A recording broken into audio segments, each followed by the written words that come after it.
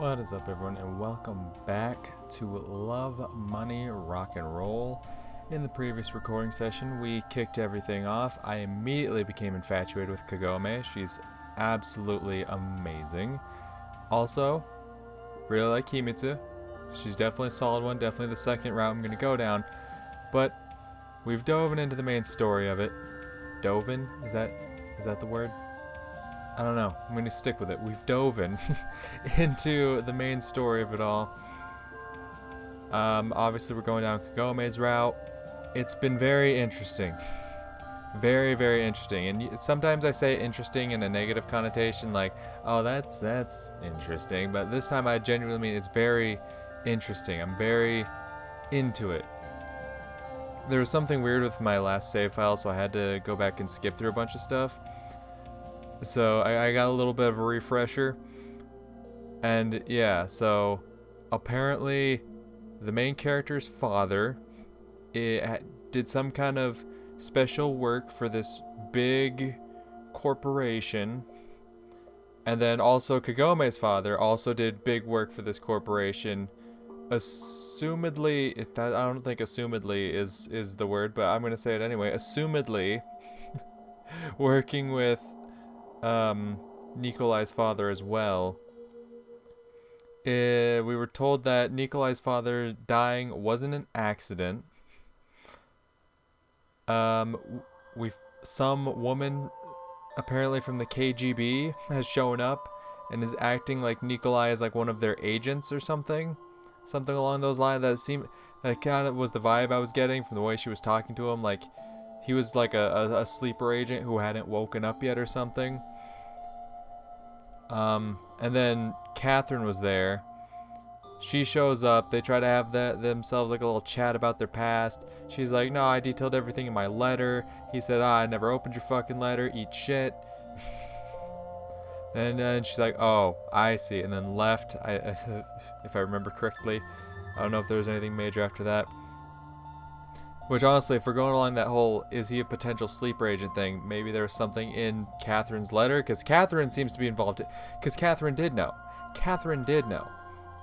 That's right, because during their argument, we found out that the person who initially left the note and had called his home in the early parts of the story, like warning him, like, be careful, Nikolai. Like, we found out that was Catherine who was doing that. So she knows. She at least she knows more than we do about what's going on here. Now that I've started thinking about it a bit more, I'm just, I don't quite know what to think.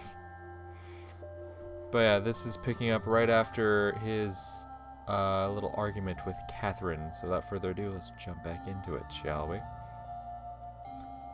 I was dreaming that Catherine and I were driving along the Great Canyon, fearlessly looking out into the abyss.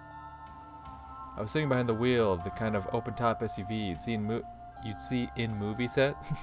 You'd see in a movie set on the savannah, with Catherine next to me in the passenger seat. The day was unbelievably hot.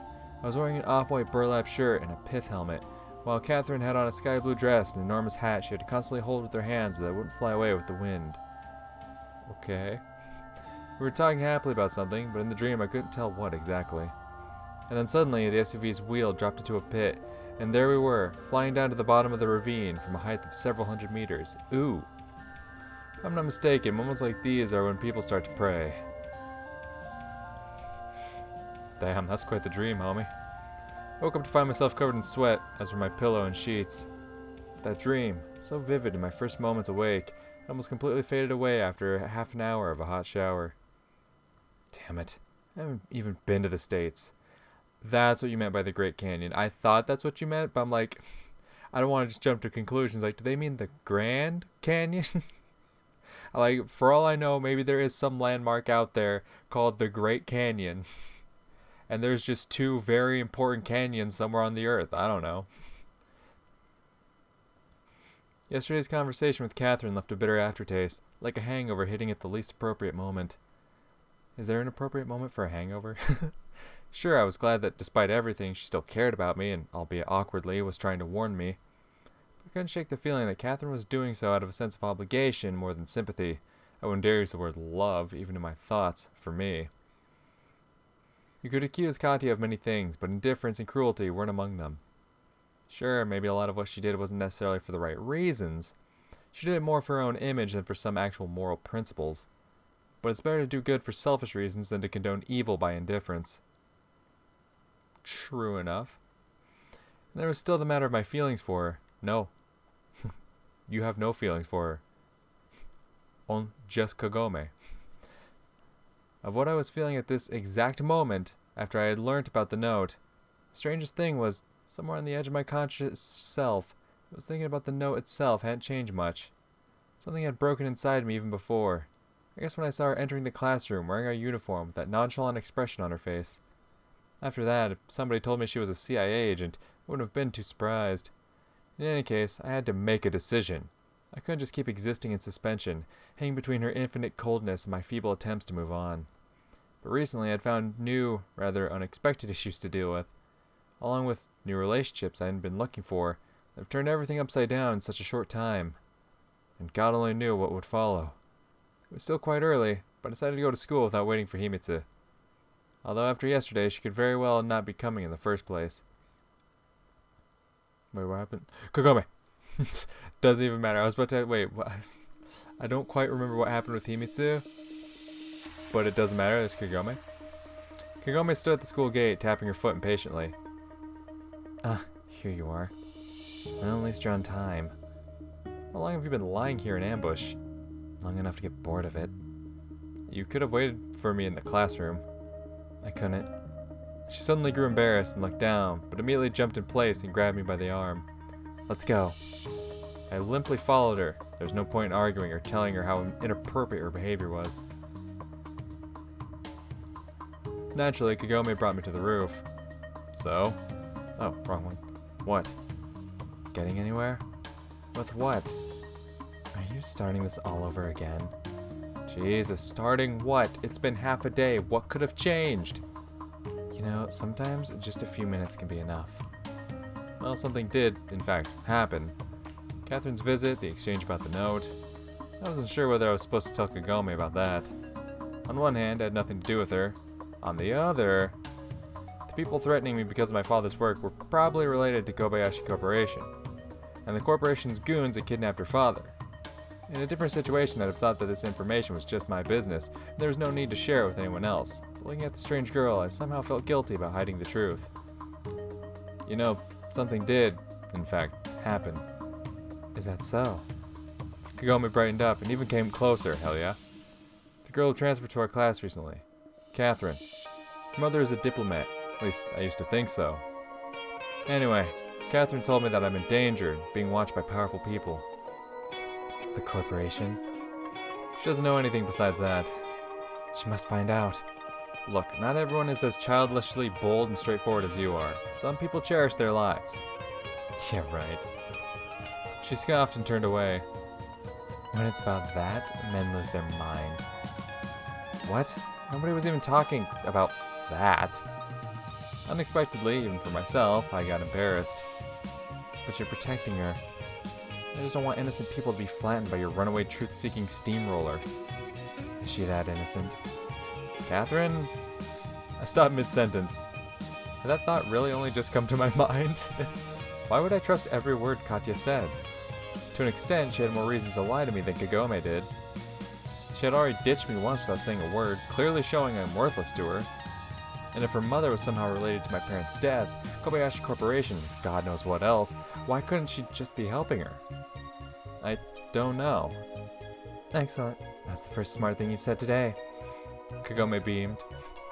By the way, I have news too. Good news, I hope. I managed to find my father's colleague, Ichinose-san. I tried to reach him on Saturday. Fine. So? I arranged a meeting with him tonight on the waterfront. You're coming with me. Unless, of course, you have anything more urgent. Say, a date with an American. Look, do you think I'm just playing around here? Honestly, lately it feels like my life took a wrong turn somewhere, and that everything happening now somehow goes against the Akashic Records? Sorry, bro, not catching that reference.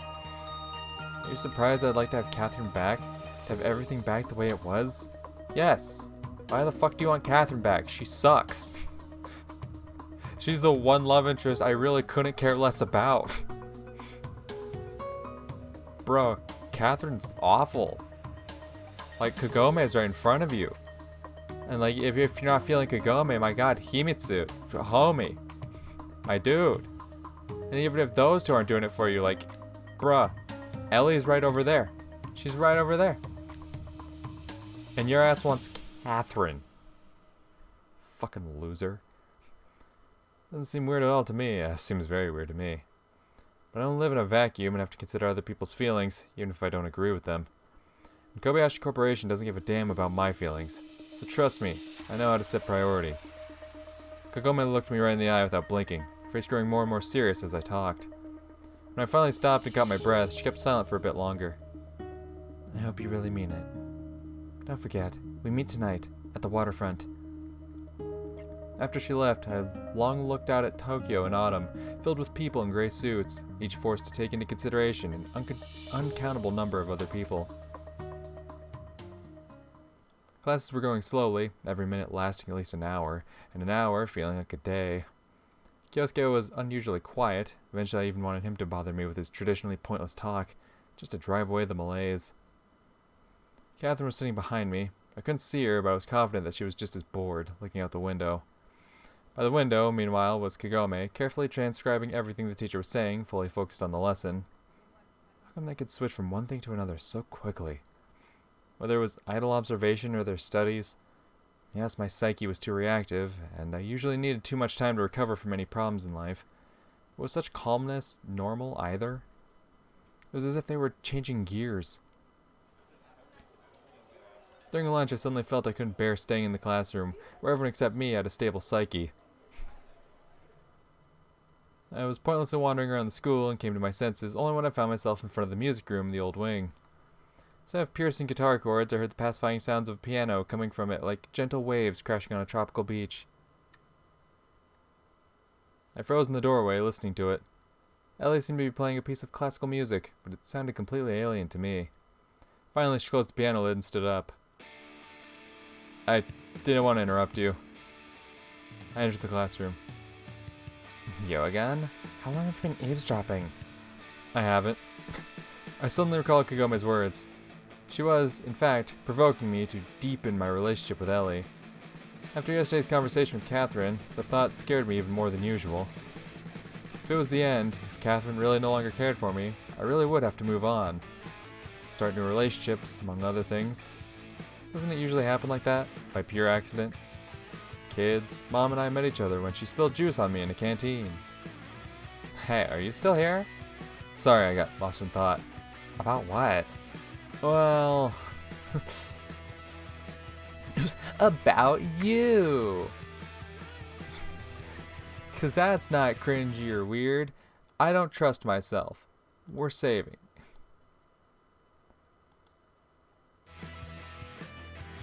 I'm gonna go with about nothing really, because honestly, I just don't feel like that's the right one. You're like, what are you even thinking about? You? Hey girl, how you doing? Like, it feels like if this were like a really classic cheesy romance VN, then yeah, it'd be, I'm thinking about you, duh. But yeah, but then again, is she gonna see through my bullshit? That's another thing you gotta consider. Is she gonna see through my bullshit? I'm not thinking about anything. She's like, no, sure, okay. Fucking liar. Listen, Ellie, it's nothing. It's nothing. I didn't know what to say and looked away. Definitely had an easier time talking to Kagome. It wasn't just about social status. After all, Ellie was just as much of a schoolgirl as the others in this building. Until she graduated from university and got some high-ranking position in the corporation from her grandfather, she only potentially deserved special treatment. The stereotypes that had been a part of Japanese culture for thousands of years were strong. I can't help but be affected by them too. I don't know where you're going with this, dude. Even though to an extent I couldn't give a damn about Ellie's ancestry now, when I was imagining there being something between us, I felt different. God damn it, Kagome. Are you going to interrogate me again? And where's your raving friend? Look, Ellie. Relax, I'm joking. She suddenly laughed and flashed a smile that would never make you suspect her to be the evil heir to a criminal empire.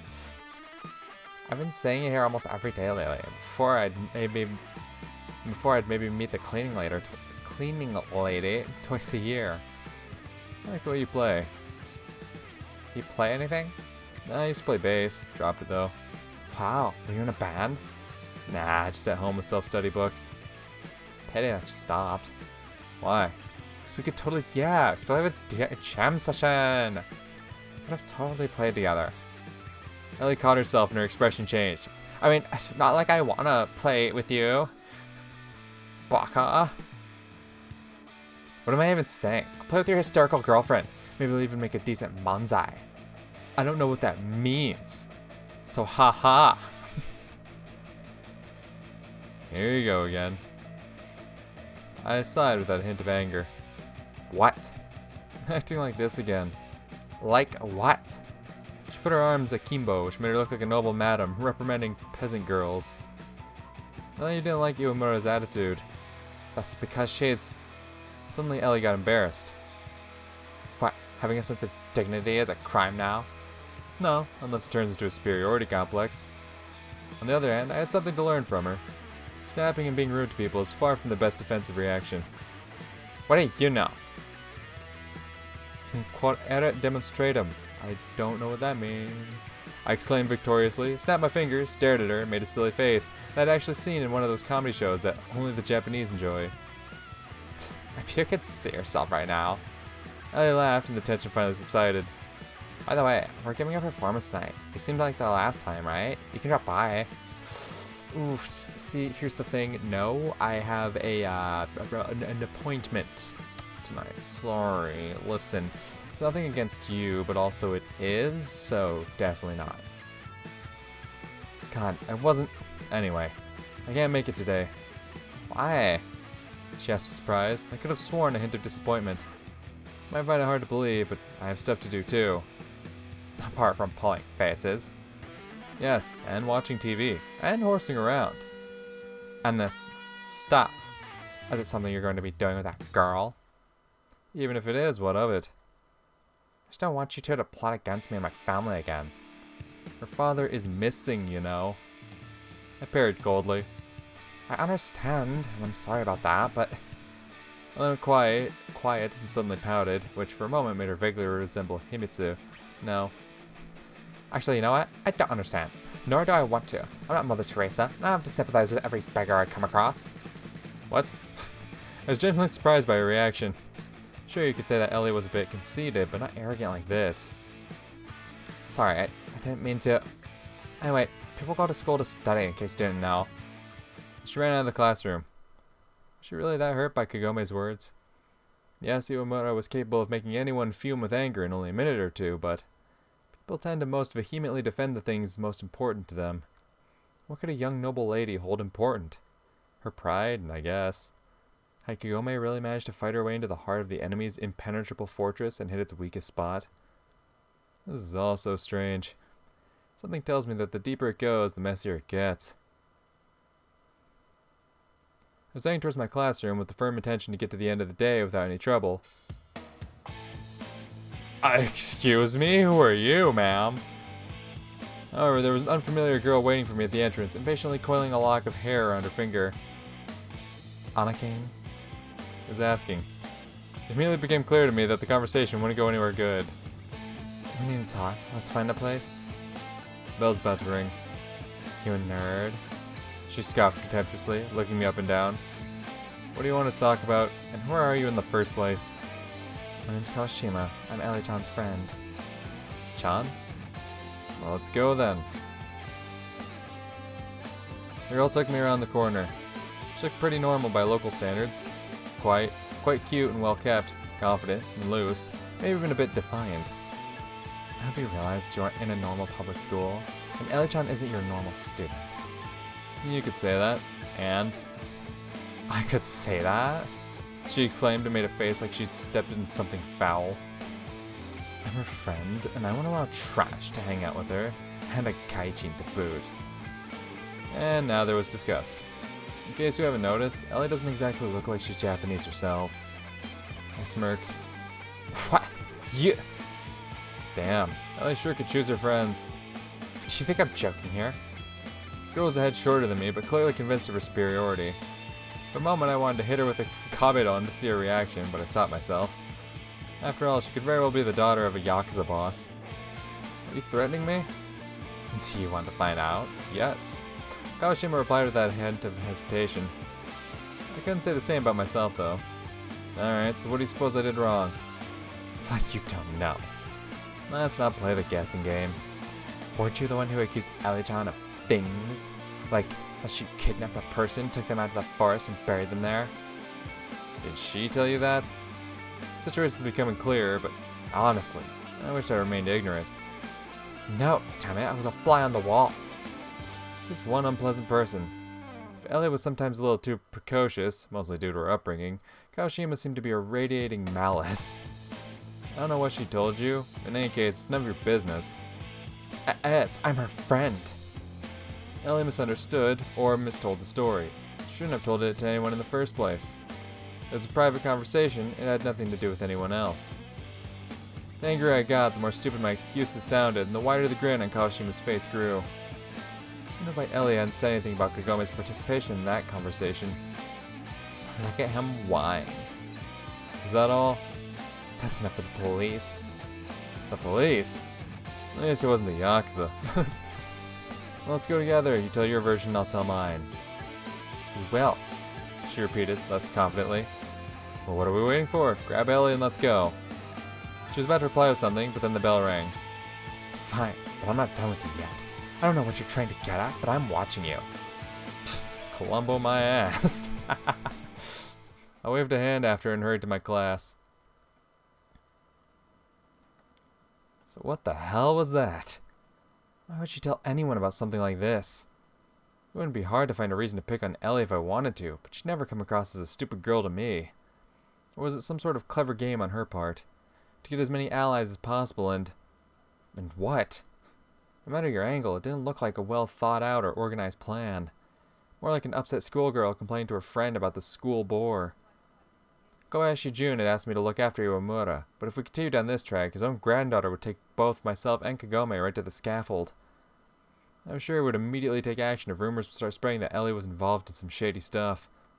Having passed through just one set of hands, well, ears, the disappearance of Kagome's father had transformed from a kidnapping by the corporation to a murder in the woods by a schoolgirl. If Kawashima were to tell someone else, new details would crop up. Damn it. Couldn't let it happen. And the worst thing was that Ellie, apparently, didn't realize how serious the situation was. Just like a little child leaving keys in a car and closing all the doors, impressed with their own genius, no one could get inside now. Except that now the adults would have to deal with it. I had to talk to her the moment I could.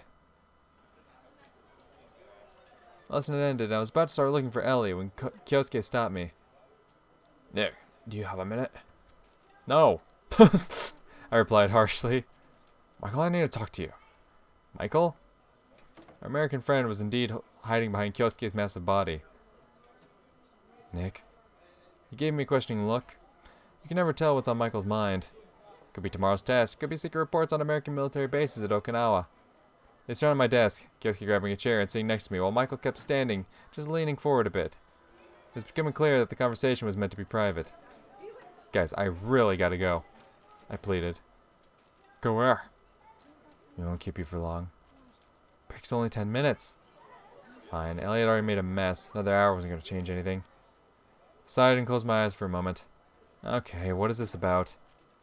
We've noticed recently that you have, how should I phrase this, become close with one of our classmates. Kyosuke was stumbling over his words, so Michael took the floor. We're talking about Iwamura-san. Kagome? What does she have to do with anything? See? She's already Kagome. Kyosuke, you know perfectly well I've never understood the local obsession with formalities. I guarantee that Kagome doesn't respect you at all any more than anyone else in the school. On the other hand, it's surprising you noticed her existence in the first place. That's exactly the problem, Nick. What do you mean? It seems that recently you've started paying too much attention to Iwamura-san. And the attention seems to be mutual. What are you two getting at? I knew full well what they were getting at, but didn't want to admit it even to myself. I have nothing against it, don't get us wrong. Kyosuke waved his hands, drawing questioning looks from our classmates. He continued in a half-whisper. We realize that the heart is a wild thing. What? There's nothing between us, I shouted, but quickly shut myself up. Good thing Kagome wasn't in the classroom. See? I told you. Kyosuke jabbed Michael with his elbow. He's got Himitsu's charm. Himitsu and I, we're just friends, I said with less confidence. We aren't the only ones who notice that you've grown quite close with Yomura-san. Even if I have, what of it? You do know what kind of reputation she has, right? No, I don't. What about it?